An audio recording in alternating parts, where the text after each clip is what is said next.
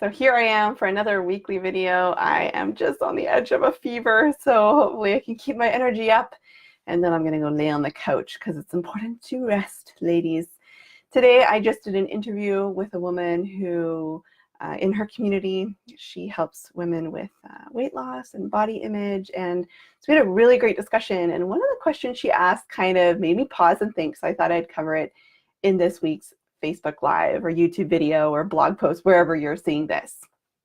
Her question was, what happens when women step up and make some bold changes in their marriages? How do their husbands react? Because up until then, we had been talking about the things that I encourage women to do, one of which is radically trusting what feels good and what doesn't. So I shared, for example, that I found out, because I specialize in sexual experience, I found out that I really don't like my breast being touched. And I had kind of pathologized that and said, oh, what's wrong with me? I don't like that, until I finally came to the conclusion, I don't like my breast being touched. I'm not a breast gal. If you are, that's awesome. All power to you. I'm more of a back person. And so she was, we've been talking about these changes, and that was one of them. My husband not initiating physical touch, and I initiate it in our marriage, and it works really well for us, and he gets way more touch in the long term, and he's a very satisfied gentleman, and I'm very happy. But in that context, do some men just say, I'm out of here. This is not what I signed up for. I thought this was going to be like a give and take relationship, and I wasn't aware that you didn't like these things or like these things, and it's too much for me.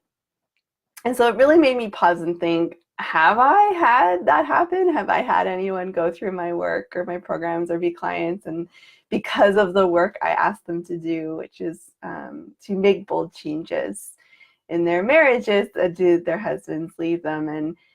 And I can honestly say I don't know. Personally, I don't know of anyone who it's caused that much turmoil in their relationship. But I do want to kind of talk about some options that can happen when a woman steps up and is a spark of change in their marriage, which I think women are. I think women are the spark and men are the fuel.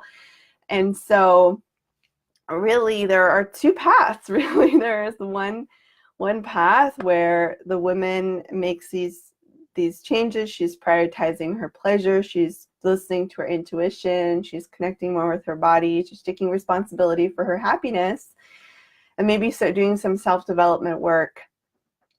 And she invites her partner to come along, right? Not trying to change them, but just saying, these are my boundaries. This is who I am. This is how I'm going to respect myself. And making some requests. So that's very different than saying, you're the problem, you need to change. This is very much, this is what I'm going to do differently in my life now, and here are the requests I'm making in relation to my own self and my own body. You can do, with what your body, with you, whatever you want to do. So I see a couple things happen. Some men are fully on board. They're like, yes, I see this is positive. I want to join along. How can we work together on this? Then there are other husbands who are a little slower to warm up. I'd say my husband was in that category. So it takes time for them, and it usually takes experiences for them to be like, oh, I understand now what this means, what this looks like. For example, when I have women take the lead in the sexual experience, and at first maybe they're a little confused about what that means in a theoretical way, but then when they're in the bedroom and the wife takes the lead, I hear from a lot of them, oh, I get it now. When you said you'd be more fulfilled and satisfied if your wife took the lead, now I get it. I am actually more satisfied and fulfilled, and it's actually a much more enjoyable experience for me. So that's another thing. They need to have the experiences. How long this takes really depends. It depends if addiction's in the play for them. It depends on if they're having a lot of other marital issues, or if the husband's feeling a lot of resentment. That's a big challenge. I'm not going to come along with you on your decisions if I don't feel like my needs are getting met. So I help men really see that their happiness is their responsibility.